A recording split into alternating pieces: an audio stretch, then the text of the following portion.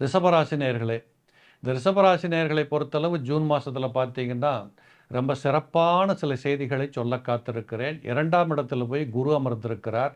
இந்த 2ஆம் இடத்தில் இருக்கக்கூடிய குரு பகவான் 6ஆம் இடத்தை பார்க்கின்ற காரணத்தால் நீண்ட நாட்களாக சொந்த தொழில் பண்ணணும், சுயமாக பொழைக்கணும், செல்ஃப் எம்ப்ளாய்மெண்ட்டுக்கு போகணும், நானும் என்னென்னமோ முயற்சிகள் பண்ணி பார்த்தேன், எதுவுமே சரியாக வரலை, இப்படியெல்லாம் குழம்பிக் கொண்டிருந்த ஆண்கள், பெண்கள், சின்ன பசங்க, பெரியவங்க எல்லாத்துக்குமே இந்த மாதத்தில் யாரோ ஒருத்தர் வந்து ஒரு ஆறுதலாக ஒன்று சொன்னாங்க, நான் ஆரம்பித்தேன், நல்லபடியாக போகும்போது தெரியுது, இப்படி என்று சொல்லக்கூடிய நம்பிக்கை பிறக்கின்ற ஒரு மாதமாக உங்களுடைய உழைப்பு, தொழில் சார்ந்த விஷயங்களில் உங்களுக்கு நன்மைகள் கூடி வரும்.